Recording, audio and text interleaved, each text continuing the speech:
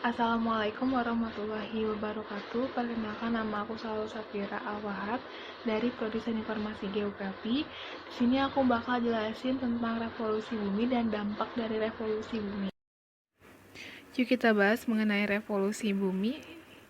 Revolusi bumi adalah proses perputaran bumi mengelilingi matahari.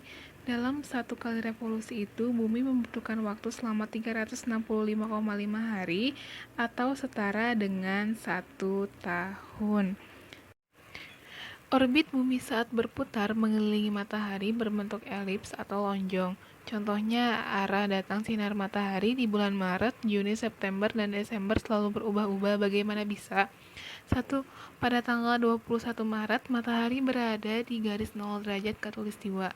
2. Pada tanggal 21 Juni, matahari berada di garis 0 derajat khatulistiwa. 3. Pada tanggal 23 September, matahari kembali ke khatulistiwa. 4. Pada tanggal 22 Desember, matahari berada di garis balik selatan. Jika diperhatikan, seolah-olah matahari yang bergerak, padahal objek yang bergerak itu adalah bumi. Sebagai makhluk hidup yang tinggal di bumi, kita tidak bisa merasakan pergerakan bumi secara signifikan, karena bumi bergerak dengan kecepatan tetap, dan gerak yang kita lihat adalah gerak semu harian matahari. Nah, segitu aja penjelasannya. Lalu kita lanjut dengan apa sih yang kita rasakan setelah terjadinya revolusi bumi. Aku ingetin lagi ya. Revolusi bumi adalah proses bumi mengelilingi matahari. Adanya perbedaan musim, terjadinya revolusi bumi juga mengakibatkan perubahan musim. Misalnya musim di daerah subtropis memiliki 2 musim, yaitu musim kering dan musim penghujan dan basah. Adapun di daerah subtropis terletak di antara 23 derajat lintang utara dan lintang selatan sampai dengan 40 derajat lintang utara dan lintang selatan, dapat dibagikan menjadi 4 musim, yaitu musim semi, musim dingin, musim panas, dan musim gugur. Musim panas di berbagai negara ditandai dengan memiliki hawa yang sedang di belahan bumi utara. Musim panas terjadi pada tanggal 23 Juni sampai 23 September, sedangkan di belahan bumi bagian selatan diperkirakan terjadi pada tanggal 21 Desember sampai 21 Maret.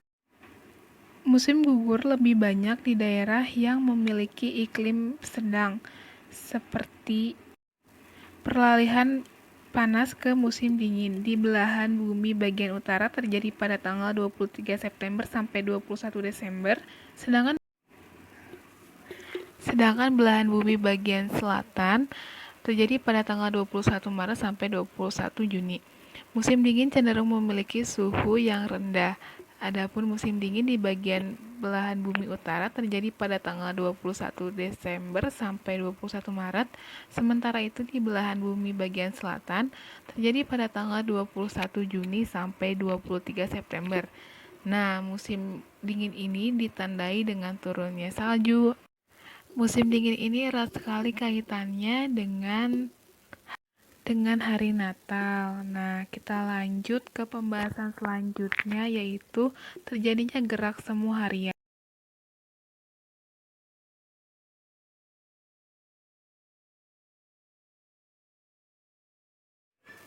Terjadinya gerak semu harian. Di sini posisi matahari tidak berada di daerah khatulistiwa, namun kadangkala juga berada di daerah utara khatulistiwa dan daerah selatan khatulistiwa. Matahari berada di daerah khatulistiwa pada tanggal 21 Maret, kemudian matahari seolah-olah bergerak ke utara setelah mencapai 23,5 derajat lintang utara atau garis balik utara pada tanggal 1 Juli sampai 21 Juni, matahari seolah tidak bergerak sama sekali di garis khatulistiwa.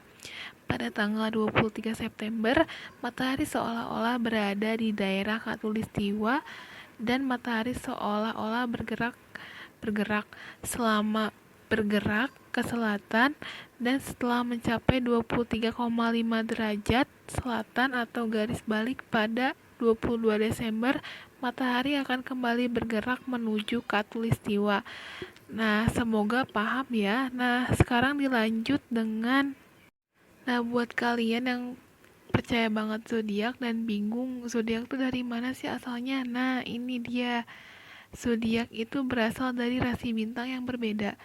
Dalam semesta, Anda akan menemukan bagaimana fenomena membentuknya rasi bintang. Akibat dari revolusi bumi ini adalah terbentuknya sekumpulan bintang-bintang yang membentuk pola-pola tertentu di langit yang mengalami revolusi menyebabkan sebagian pengamat